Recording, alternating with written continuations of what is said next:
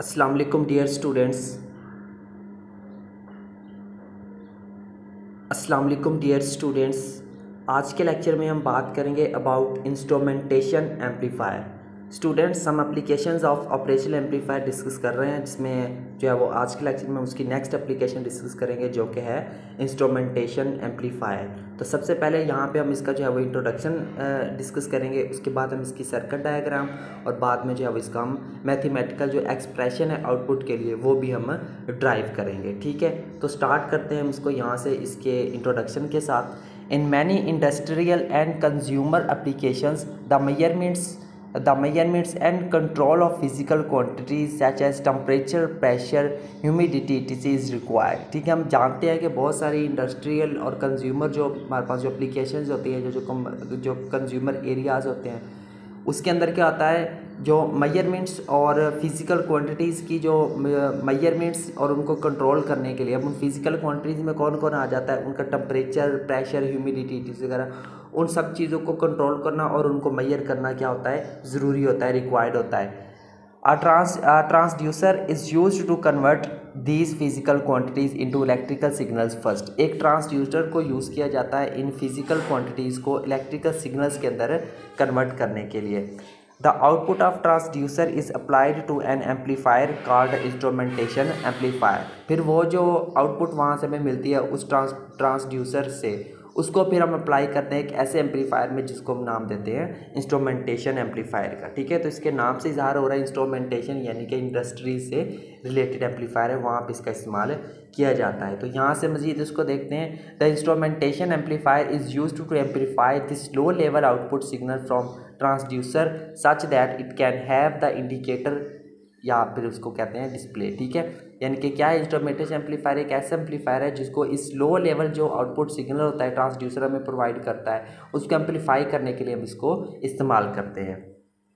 मज़ीद देखें, instrumentation amplifier is basically a difference amplifier. अब इंस्ट्रूमेंटेशन एम्पलीफायर क्या होता है, बेसिकली एक डिफरेंस एम्पलीफायर होता है which provide high CMRR and high input impedance and low output impedance. जो कि हमें प्रोवाइड क्या करता है, सबसे पहली बात ये हमें हाई CMRR प्रोवाइड करता है, इसके साथ हमें हाई इनपुट इम्पीडेंस और लो आउटपुट इम्पीडेंस भी हमें प्रोवाइड करता है। ठीक है, तो ये था इसका बेसिक सा इंट्रोडक्शन। अब बात करते हैं इसकी सर्किट डायग्राम की। ठीक है, तो इसकी जो सर्किट डायग्राम है वो कुछ इस तरह से होती है। ठीक है, हमारे पास इसकी ये क्या है, सर्किट डायग्राम। इसके अंदर जो जितने भी यहाँ पे जो है वो सर्किट्स यूज़ हुए हैं, रजिस्टर्स, एम्पलीफायर, उन सबको आपने सेम एज इट इज़ इस तरह से ड्रॉ करना है। ठीक है, अब इसके एक्सप्रेशन की तरफ बढ़ते हैं। तो वो क्या है, यहाँ से देखें, from circuit diagram we can see that the output V0 of the difference amplifier. ठीक है, अब यहाँ पे ये जो as shown in dotted box, ये जो डॉटेड बॉक्स में अब ये वाला जो एरिया, ये वाला, ठीक है, इसकी बात हो रही है। ये क्या है, having inputs V1 dash and V2 dash is given as. इनकी जो इनपुट है, इसकी जो इनपुट क्या होगी हमारे पास, इनकी इनपुट्स क्या है, V1 डैश और V2 डैश। अब ये वाला जो डॉटेड एरिया है हमारे पास, ये वाला बेसिकली ये क्या है हमारे पास, इन्वर्टर एम्पलीफायर की बात हो रही है ना यहाँ पे। तो उसके लिए हमने तो ऑलरेडी हमने जो डिफरेंस एम्पलीफायर था ना, ये वाला है ना, तो डिफरेंस एम्पलीफायर के लिए तो हमने जो है वो मैथमेटिकल एक्सप्रेशन ड्राइव किया था उस लेक्चर में। तो वो क्या था हमारे पास, यही था। तो इसको हम क्या देते हैं, इक्वेशन नंबर 1 का नाम दे देते हैं। ठीक है, now we will find the expressions of V1 dash and V2 dash in term of V1। अब हम क्या करेंगे, V1 डैश और V2 डैश का एक्सप्रेशंस फाइंड करेंगे V1 के लिहाज से। ठीक है, अब V1 क्या है हमारे पास, ये रही। ठीक है, यहाँ पे देखें, एंड V1 और V2 दोनों के लिए ऐसे। So by applying KCL at node A1 we get. अब हमने नोड A1 के ऊपर क्या अप्लाई कर देना है, KCL को अप्लाई कर देना है। ठीक है, KCL जब हम उसके ऊपर अप्लाई करेंगे तो फिर देखिए हमारे पास क्या बनता है, हमारे पास जो I डैश होगा वो किसके बराबर आ जाएगा, I के बराबर आ जाएगा। इसी तरह जो है वो अगर हम I डैश की बात करें तो वो हमारे पास किसके बराबर होगा, V1 dash minus V1 divided by R1। ठीक है, ये देखें, यहाँ पे देखें हमारे पास जो है वो नोड है, ये है वो हमारे पास। ठीक है, यहाँ पे क्या होगा, V1 dash minus V1 dash और डिवाइडेड बाय R1 है। ठीक है, तो ये आ गया हमारे पास। इसी तरह अगर हम I की वैल्यू की बात करें तो वो सिंपल हमें मिल जाएगी V1 minus V2 over R के बराबर आ जाएगी। यहाँ पे इस R1 को उधर लेके जाके हमने जो है ऊपर मल्टीप्लाई कर दिया, ये वाली इक्वेशन आ गई।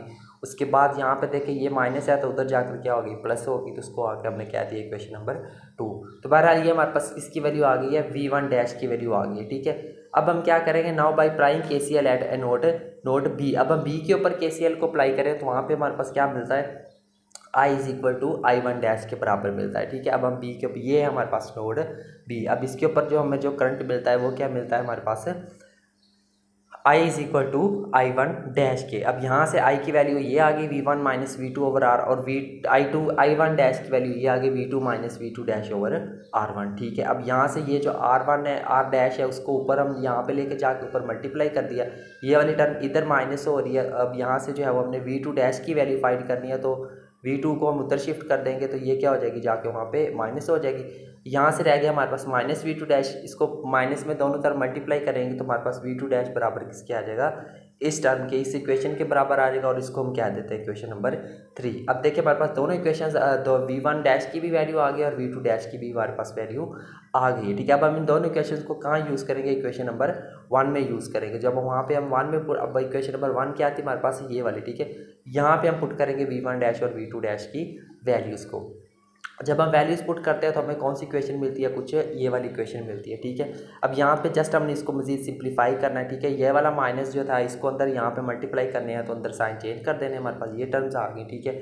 अब यहाँ पे देखें, ठीक है, अब ये इनमें कोई चीज़ कॉमन आ रही है, बिल्कुल आ रही है, V1 minus V2, V1 minus V2, इसको हमने यहाँ पे कॉमन ले लिया। यहाँ से क्या टर्म रहेगी, यहाँ से पूरी पूरी टर्म बाहर चल गई, 1 रह गया यहाँ पे, ठीक है। और यहाँ से जो है वो 2R1 ओवर R रह गया, ठीक है। तो वो ये आ गया, और ये इसका क्या है, इंस्ट्रूमेंटेशन का जो है वो फाइनल एक्सप्रेशन है आउटपुट के लिए, इंस्ट्रूमेंटेशन एम्पलीफायर के। इसको हम इक्वेशन नंबर 4 का नाम देके इसको हम वाइंड अप कर सकते हैं। Hence we find that output voltage V0 is the amplified version of difference of input voltage V1 and V2, ठीक है।